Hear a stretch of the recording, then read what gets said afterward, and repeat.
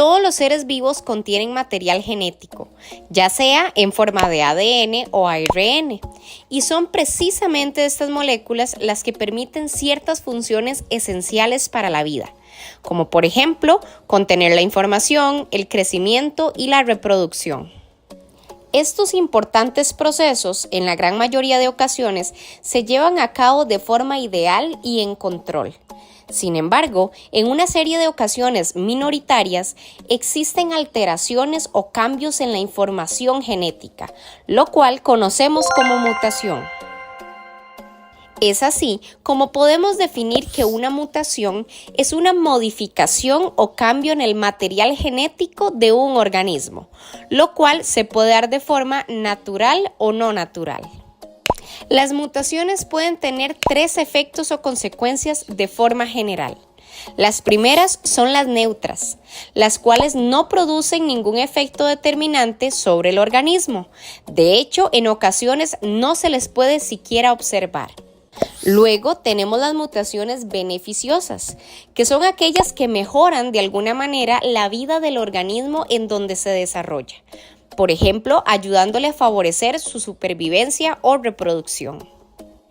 Y por último, tenemos las perjudiciales, que son aquellas que alteran significativamente la vida del organismo, por ejemplo, causando enfermedades o comprometiendo su supervivencia. Un aspecto muy importante de resaltar para cualquier mutación es que éstas se llevan a cabo al azar. A pesar de que existen una serie de factores externos que pueden aumentar las posibilidades de desarrollarlas, como por ejemplo la exposición a radiación, ciertas sustancias químicas u otros, realmente nunca se puede saber con certeza o poder anticipar si éstas van a aparecer. Ahora bien, existen 3 grandes clasificaciones para las mutaciones: las génicas, las cromosómicas y las genómicas. Iniciaremos con las génicas. Estas se conocen como las verdaderas mutaciones, ya que producen un cambio directo en la estructura de ADN, específicamente en el orden de sus bases nitrogenadas, afectando a un solo gen. Estas se pueden dar como sustituciones cuando una base nitrogenada se cambia por otra de manera aleatoria y se altera por lo tanto el orden original de la secuencia. 2. Una inserción cuando se agrega una base a la secuencia original. Y finalmente una deleción, cuando contrariamente se elimina una de las bases de la secuencia original. Un ejemplo de una mutación de esta categoría se representa a través del albinismo, en donde el gen alterado está asociado a la producción de melanina, el pigmento responsable del color de la piel, ojos y cabello. Como segunda clasificación están las mutaciones cromosómicas, las cuales se producen por un cambio en la estructura de los cromosomas específicamente. Estas pueden darse como deleciones cuando un segmento del cromosoma se pierde, a lo que puede provocar la pérdida de genes importantes. 2. La duplicación, cuando un segmento se duplica, lo cual puede llevar a una sobreexpresión de ciertos genes. 3. Inversión, cuando un segmento se invierte 180 grados respecto a su posición original. O translocación, cuando un segmento se desplaza de un cromosoma a otro no homólogo. Existe una gama importante de condiciones que se desarrollan en las personas desde el periodo de gestación o tempranas edades asociadas a esta categoría. Finalmente, están las mutaciones genómicas, las cuales se caracterizan por ser una alteración en el número total de cromosomas para cada especie. Estas pueden ser 1. Aneuploidías. Corresponde a la ganancia o pérdida de uno o más cromosomas individuales. Por ejemplo, los seres humanos tenemos 46 cromosomas distribuidos en 23 pares. Si se presentaran 3 copias en lugar de 2, se presentaría una trisomía, como el caso de la trisomía en el par 21 que produce el síndrome de Down. Por otra parte, están las euploidías, que ocurren cuando se afecta el número completo de juegos de cromosomas en relación con el número normal. Por ejemplo, que en lugar de que un organismo sea 2N, sea 3N, teniendo así 3 juegos completos de cromosomas. O sea, en el caso del ser humano, que en lugar de tener 46, tenga 69. De esta manera, podemos concluir en que las mutaciones son en primera instancia alteraciones aleatorias que modifican la información o estructura común o normal de los seres vivos, y que a pesar de que pueden provocar una serie de condiciones que comprometan o dificulten la vida de los organismos, también son de suma importancia, ya que estas son esenciales para la variabilidad genética, permitiendo que se lleven a cabo procesos de evolución y adaptación de las especies en su entorno. Además, en el estudio de la medicina y biotecnología han sido clave para comprender y tratar diferentes enfermedades genéticas. Primero que nada, enfermedad hereditaria, enfermedad genética. ¿Hay alguna diferencia? Básicamente, las enfermedades hereditarias son...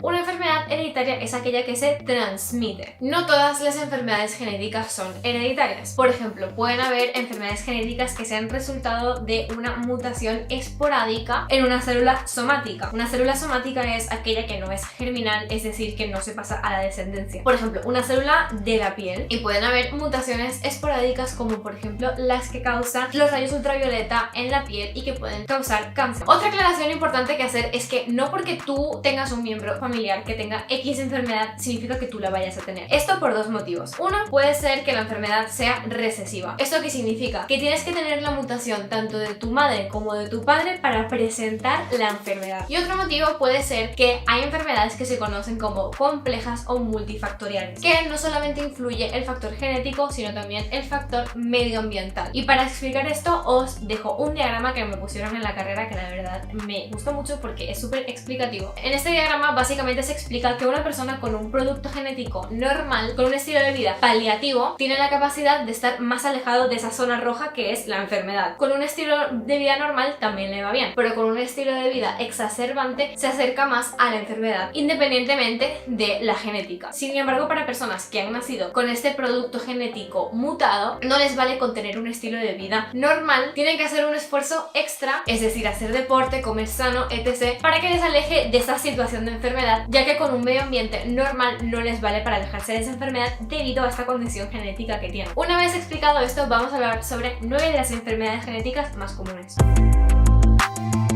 La primera enfermedad es la hipercolesterolemia familiar. Se da por una mutación de carácter dominante. Es decir, que cuando una persona tiene la enfermedad hay un 50% de probabilidades de que la descendencia también tenga la enfermedad. Lo que causa básicamente es que aumente la concentración de LDL en sangre. LDL es la lipoproteína que transporta el que se llama colesterol malo. Normalmente hay unos receptores que limpian a la sangre, limpian al cuerpo de este LDL, pero cuando hay hipercolesterolemia familiar, estos receptores o no están o están en mucha menos cantidad y por esto aumenta la concentración de LDL. Eso también conlleva a que haya más colesterol en las paredes arteriales. Por tanto, aumenta la probabilidad de aterosclerosis y enfermedades cardiovasculares a edades más tempranas. Por ejemplo, hombres pueden llegar a sufrir infartos a los 40-50 años y las mujeres a los 50-60 años. Esto en caso de que los pacientes sean heterocigotos, es decir, que hayan recibido la mutación por solamente uno de los padres. Si tienen este gen mutado de parte de los dos padres, es decir, si son homocigotos, la enfermedad es aún más severa y pueden tener infartos incluso a los 30 años. Y los síntomas son historial familiar, niveles altos de colesterol total y LDL, y depósitos de colesterol en la piel, en los tendones, en los párpados e incluso en la córnea de los ojos. La siguiente enfermedad de la que vamos a hablar es la trisomía 21 o el síndrome de Down. Antes de explicar esta enfermedad, tenemos que entender que normalmente los seres humanos tenemos 23 pares de cromosomas en todas nuestras células, excepto en las células germinales en las que no tenemos 23 pares de cromosomas, sino que tenemos 23 cromosomas.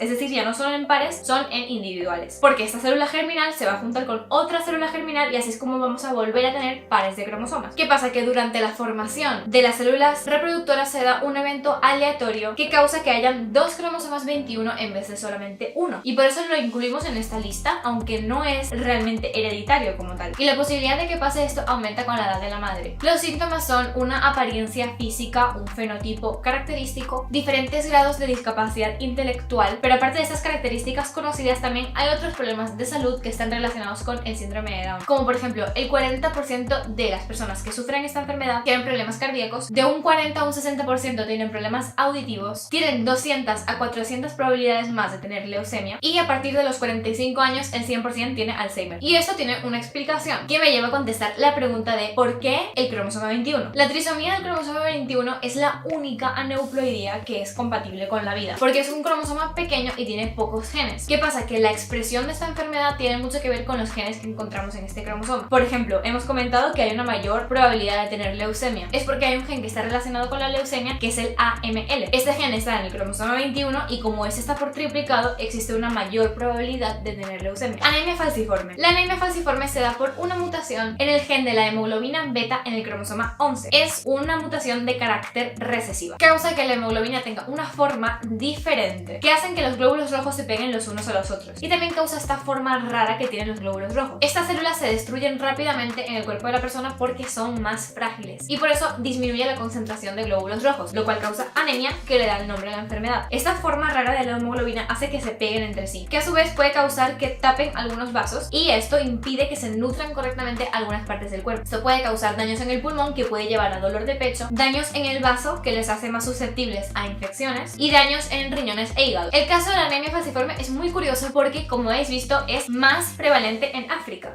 ¿Pero por qué en África?